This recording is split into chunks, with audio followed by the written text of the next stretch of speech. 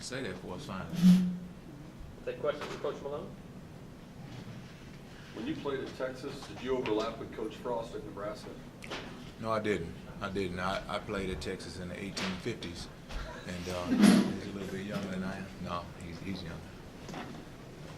Does his offense, how much does his offense at UCF reflect the Nebraska system he ran as a player? No, it's not the same. You know, those guys, those today with his offense, they're incredibly, like Coach Craddock said, incredibly explosive. They go fast, you know, and we talk about tempo. Anytime we face an offense that has great tempo, you know, you say, oh, well, they can't do that. They can't do that many plays. They're gonna attack you with it a couple plays, but when you watch them on film, it's over and over and over and over. And you know, our guys, we feel like our guys, because we faced teams throughout the season and really since we've been here, and we face it in our offense, teams that go fast and teams that have really good players who can stretch the field. So it's not something that is totally foreign to our guys, but they just really do a good job of it, and they're playing well right now. Second really strong game in a row. What do you think has been the biggest difference for him since the bye week? Well, we go back to, and we talk about consistency and the confidence that you build in yourself as a player, and then that you have in the defensive team or in your team overall. When you make the play you're supposed to make, when you do it right, and then you do it again, and you believe you can do it, so you do it again. And that's really what we're seeing from Rodney. Now, let's just be honest. He's not perfect. He's not like you guys, but he's gonna make some plays, and then there'll be some times where he won't make the play, and that's just part of being a young football player and being in a position where if Mason Gentry misses a tackle, you have Rodney Clemens to make up for it.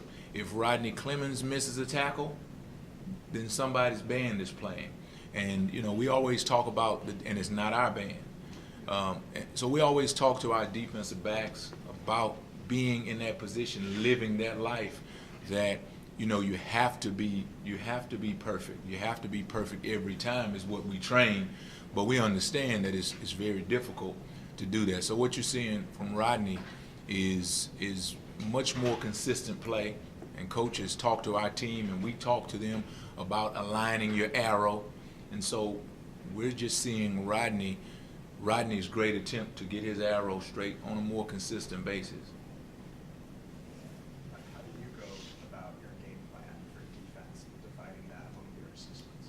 Well, we divide. It's a little bit different in offense, but then in a way it's the same. We break up, and the thing that we talk about is coaches, you go and come back as an expert. For example, Buddy Wyatt, come back as an expert on short yardage and goal line. Come back as an expert on what they do in their field goals, so we can have a great field goal block plan together.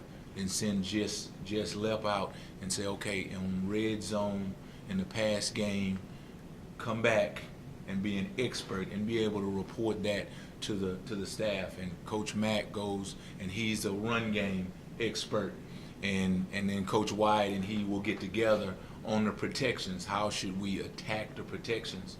And then what I do is I try to watch the flow of the game. So I'll, just kind of like Coach Craddock said, I'll watch many of their games. What I do is I just put 700 plays together on a cut-up, and then I'll just try to watch through the flow of a game, watch to figure out how this offensive coordinator calls, how does he operate through the game, how does he present his offense, how does he present it, because we have to match that on defense. It's a little bit different, you know, on defense because, you know, Coach Craddock, they put a plan together, and if it doesn't work on play number 3, they just punt. You know, if our stuff doesn't work, again, bands play, and not ours. So it's important that we, no matter what we put in defensively, because I was talking to somebody about, well, you guys have, you gonna put in any new schemes? Well, each defensive play that we install, we have to match it up against everything that they can do, everything that they've done, and then everything that they could possibly do. So it's a little bit different because we have the philosophy that it's safer, it's better for us to keep our players understanding what we're doing and what they're doing as opposed to, chasing the offense. And that's kind of how we go about it. Week to week, day to day throughout the week. Tuesdays, which is today, when we go out, we'll focus with our players, we'll focus more on what we call base downs, first and second down, just base situations where you don't know it's a run or it's a pass. We call that base down situations. And so we'll focus on those on Tuesday, and then we'll sprinkle in some short yardage. And then on Wednesday, we'll lock in on third down and how the offense attacks us on third down and how they attack us in the red zone.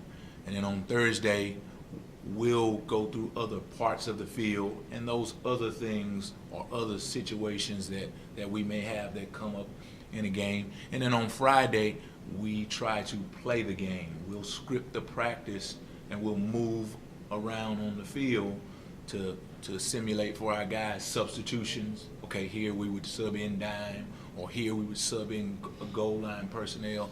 So we end up playing the game on the Friday. So kind of like what Coach Craddock said, when you have the shorter week, you kind of, like we had last week, you have to compact all that into fewer days, and it makes for some late nights.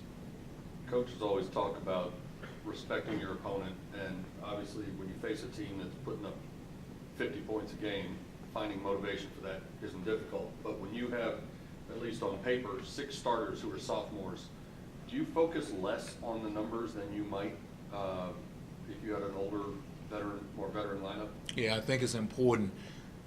Like you said, you have to respect your opponent. You have to respect what they do. But it's much more important for your guys to understand what you're asking them to do. And it's much more important that you focus on. And that's kind of that's just the way we do it, is that we're in a place to where we just feel like it's much more important, much more beneficial for us to focus on us, because there's a lot of things that we're still working on, right? There's a lot of things we're still working to get corrected, a lot of things we're still working to be more consistent at doing.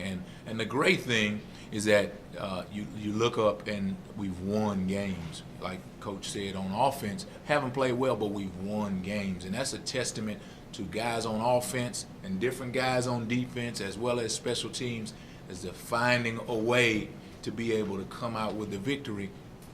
Whereas there have been many days we've sat in this room, all of us together, and talked about how close we were, and we just got to find a way to find a way. And now our guys are able to be able to do that for us. Anything else for Van? Okay. Thanks a lot. Thanks, guys.